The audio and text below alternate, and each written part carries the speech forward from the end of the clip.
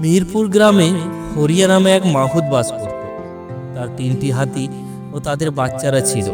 হরিয়ার জীবন ছিল এই হাতিগুলোর সাথেই গভীরভাবে জড়িত। সে হাতিদের অত্যন্ত ভালোবাসত এবং তাদের প্রতিটি অনুভূতিকে বুঝতে পারত। হাতিগুলো হরিয়াকে অত্যন্ত স্নেহ করত। এই সম্পর্ক যেন পরিবারের চেয়েও গভীর ছিল। হরিয়ার দিন কেটে যেত হাতিদের যত্ন নিয়ে। সকালে তাদের স্নান করানো, খাবার দেওয়া, খেলানো, আবার রাতে তাদের বিশ্রামের ব্যবস্থা করা সবই সে নিজের হাতে করত। গ্রামের লোকেরা হরিয়ার এই প্রাণী প্রেম দেখে খুবই অবাক হতো। তাদের মতে মানুষ সাধারণত নিজের পরিবার ও স্বজনদের ভালোবাসে, কিন্তু হরিয়া তার হাতিদের সন্তান সম ভালোবাসত। একদিন হরিয়া খুব অসুস্থ হয়ে পড়ল। সে এতটাই দুর্বল হয়ে গেল যে বিছানা থেকে উঠতে পারছিল না।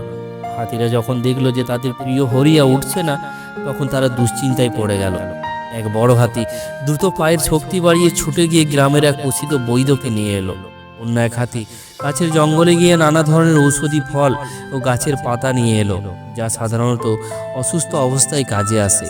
আর তৃতীয় হাতি নদী থেকে ঠান্ডা ও স্বচ্ছ জল এনে হরিয়ার সেবা করতে লাগলো।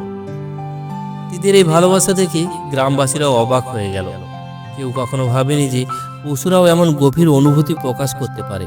বৈদ্য এই দৃশ্য দেখে চমকে গেল। সে হরিয়ার চিকিৎসা করলো, তাকে ওষুধ দিল এবং কিছুদিন বিশ্রাম নেওয়ার পরামর্শও দিল।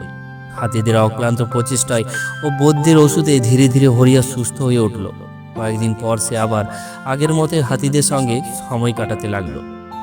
পরের দিন সকালে সেই একই বৈদ্য আবার হরিয়ার বাড়িতে এলো, কিন্তু তখন হরিয়া হাতিদের নিয়ে নদীর ধারে গিয়েছে তাদের স্নান করাতে। কিছুক্ষণ পর হরিয়া যখন বাড়ি ফিরল, তখনও বৈদ্য তার জন্য অপেক্ষা করছিল। হরিয়া অবাক হয়ে জিজ্ঞেস করলো, বৈদ্যজি, আপনি আবার এসেছেন? কিছু প্রয়োজন?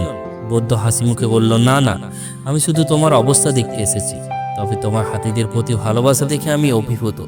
এই যুগেও মানুষ যেখানে নিজে পরিবারে দেখাশোনা করতে পারে না ঠিক মতো, সেখানে তোমার হাতির প্রতি এত যত্ন নিয়েছো, এটা সত্যি আশ্চর্যের বিষয়। হরিয়া বলল, আমার জীবন এদের জন্যই উৎসর্গ করা। আমি এদের সেবায় নিয়োজিত। যত দিন বাঁচবো ততদিন এদের জন্যই বাঁচব। বৈদ্য হরিয়ার কথা শুনে আরো মুগ্ধ হলো, কিন্তু সে এক গুরুত্বপূর্ণ প্রশ্ন জিজ্ঞাসা করতে ভুলে গিয়েছিল। কিছু দূর যাওয়ার পর সে হঠাৎ আবার ফিরে এলো। হরিয়া, একটা জিনিস জানতে চাই, তোমার এত বড় এত শক্তিশালী হাতিগুলোকে তুমি কি দিয়ে বেঁধে রাখো? হরিয়া মুচকি এসে বলল, চলুন আপনাকে দেখাই। হরিয়া বৈদ্যকে নিয়ে পাশের এক জায়গায় গেল। সেখানে হাতিদের বেঁধে রাখা হতো। বৈদ্য দেখল বিশাল আকৃতির হাতিগুলোকে খুব সাধারণ এক টুকরো রশি ও কাঠের খুঁটিতে বাঁধা হয়েছে। বৈদ্য অবাক হয়ে বলল, এত পাতলা রশি আর কাঠের খুঁটি, হাতিরা তো এক টানে এগুলো ছুঁড়ে ফেলতে পারে, তাহলে তারা কেন পালিয়ে যায় না? হরিয়া বলল, এই রশি ও খুঁটি যখন এরা ছোট ছিল তখন ব্যবহার করেছিলাম। ছোটবেলায় তারা অনেকবার চেষ্টা করেছিল এই রশি ছিঁড়ে পালানো, কিন্তু তখন তারা এত দুর্বল ছিল যে পারত না। অনেকবার চেষ্টা করেও ব্যর্থ হয়েছে। তাই তাদের মনে একটা ধারণা গেঁথে গেছে যে তারা এটা কখনোই ছিঁড়তে পারবে না। এখন তারা বিশাল তুমুল শক্তিশালী, কিন্তু তাদের মন সেই ছোটবেলার বিশ্বাসে বন্দী। তারা ভাবতেই পারে না যে তারা এত সহজে এই বাঁধন ছিঁড়ে ফেলতে পারে। হরিয়ার কথা শুনে বৈদ্য স্তব্ধ হয়ে গেল। সে বুঝতে পারলো শুধু হাতিরাই নয়, অনেক মানুষও এমন মানসিক দাসত্বে আটকে থাকে। তারা ভাবে, আমি এটা পারবো না, আগে ব্যর্থ হয়েছিলাম, এখনো হব। অথচ বাস্তবে তারা নিজেদের অক্ষমতার কল্পনায় আবদ্ধ হয়ে থাকে।